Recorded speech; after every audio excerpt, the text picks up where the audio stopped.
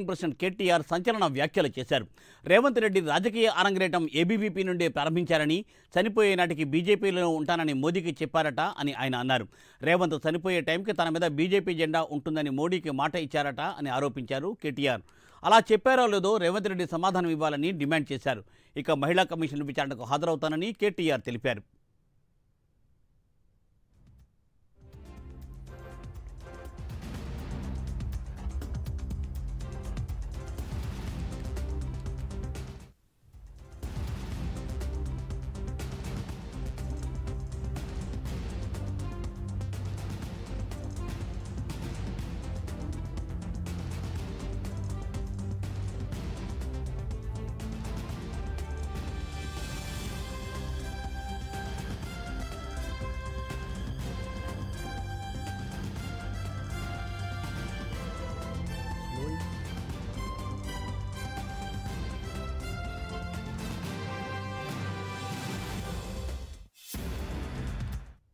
CM రేవంత్పై BRS working president KTR సంచలన వ్యాఖ్యలు చేశారు.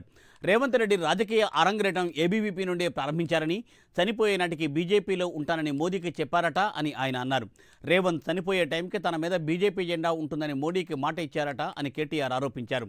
అలా చెప్పారో లేదో రేవంత్ రెడ్డి సమాధానం ఇవ్వాలని కేటీఆర్ డిమాండ్ కూడా చేశారు. ఇక మహిళా కమిషన్ విచారణకు హాజరవుతానని కేటీఆర్ తెలిపారు.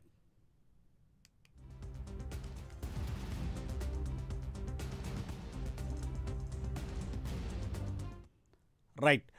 రేవంత్ రాజకీయ ప్రస్థానం ఏబీవీపీ నుంచి ప్రారంభమైందని, అలాగే చనిపోయే ముందు బీజేపీ జెండా కప్పుకుంటానని మోదీకి తెలిపారని సంచలన వ్యాఖ్యలు చేశారు కేటీఆర్.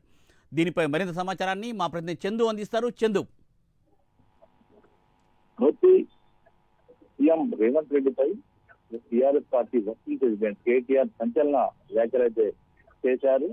ఖచ్చితంగా ఇటీవల మోడీని రేవంత్ రెడ్డి కలిసినప్పుడు ఆయన కొన్ని అంశాలు మోడీకి చెప్పారు. తాను రాజకీయ అరంగేటం చేసింది బీజేపీలోనే, అంటే ఆర్ఎస్ఎస్ అదేవిధంగా ఏబీవీపీ కార్యకర్తగా తన ప్రస్థానం మొదలైందని, తాను చనిపోయే ముందైనా సరే బీజేపీ కండవ కప్పని చనిపోతానని మోడీకి రేవంత్ రెడ్డి చెప్పినట్టు కేటీఆర్ ప్రస్తావించడమే మాట్లాడారు. అయితే ఇది మీకు ఎలా తెలుసని మనం అడిగినప్పుడు, నాకు ఢిల్లీ ద్వారా సోర్స్ ఉంటుంది, ఎందుకంటే మేము అధికారంలో ఉన్నప్పుడు ఢిల్లీలో కొంత మా అధికారులు ఉన్నారు, మాకు చాలా సోర్స్ ఉంటుంది, ఆ సోర్స్ మేము బయటికి చెప్పాల్సిన అవసరం లేదు అంటూ కూడా ఆయన మాట్లాడడం జరిగింది. ఈ నేపథ్యంలో ఇప్పుడు ఈ వ్యాఖ్యలే రాజకీయంగా ఆసక్తిని రేకెత్తిస్తున్నాయి. ప్రధానంగా చూస్తున్నట్టయితే ఇటీవల ఢిల్లీ పర్యటనకు రేవంత్ రెడ్డి వెళ్ళినప్పుడు అక్కడ మీడియాతో ఆయన మాట్లాడారు. అక్కడ మాట్లాడుతూ ఏదైతే బీఆర్ఎస్ బీజేపీలో విలీనం అవుతుందని చెప్పారు. అదేవిధంగా కేసీఆర్ గవర్నర్ అవుతారు, అదేవిధంగా కేటీఆర్ సెంట్రల్ మినిస్టర్ అవుతారు, అదేవిధంగా హరీష్ రావు రాష్ట్రంలో ప్రతిపక్ష నేతగా ఉంటారు అన్నటువంటి ఆసక్తికర వ్యాఖ్యలను రేవంత్ రెడ్డి చేశారు. దీనికి కౌంటర్గానే ఈరోజు కేటీఆర్ ఈ వ్యాఖ్యలు చేసినట్టుగా కూడా మనకు చాలా స్పష్టంగా అర్థమవుతోంది. ఆ రోజు ఢిల్లీలో రేవంత్ రెడ్డి మాట్లాడుతూ కూడా తనకు సోర్స్ ఉంది, ఖచ్చితంగా బీజేపీలో బీఆర్ఎస్ విలీనం అవుతుందని ఆయన చెప్పిన సందర్భంలో ఈరోజు అదే వ్యాఖ్యలను కేటీఆర్ ఈరోజు చేసినట్టుగా మనకు చాలా స్పష్టంగా కనిపిస్తూ ఉంది. ఖచ్చితంగా తనకు ఉన్నటువంటి సోర్స్ ద్వారా ఇది జరిగి తీరుతుంది, ఇది ఏదైతే రేవంత్ రెడ్డి మోడీకి చెప్పాడో దీనిపైన ఖచ్చితంగా రాష్ట్ర ప్రజలకు స్పష్టతని ఇవ్వాల్సిన అవసరం ముఖ్యమంత్రికి ఉంది అంటూ కూడా ఆయన చెప్పడం జరిగింది.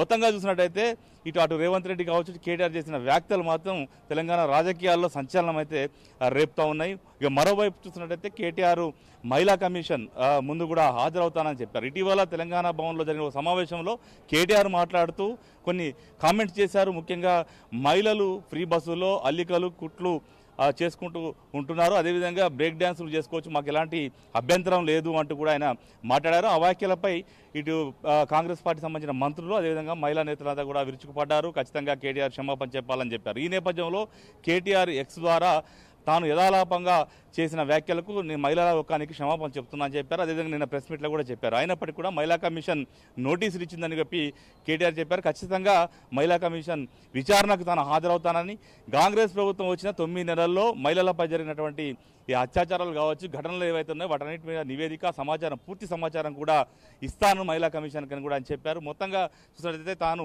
ఖచ్చితంగా హాజరవుతాను, ఈ ప్రభుత్వానికి సంబంధించిన అన్ని అంశాలు కూడా చెప్తానని చెప్పారు. మొత్తంగా చూసినట్టయితే కాంగ్రెస్ పార్టీ అదేవిధంగా ముఖ్యమంత్రి రేవంత్ రెడ్డి టార్గెట్గా బీఆర్ఎస్ పార్టీ ముందుకు వెళ్తుందని మాత్రం మనకు చాలా స్పష్టంగా అర్థమవుతోంది.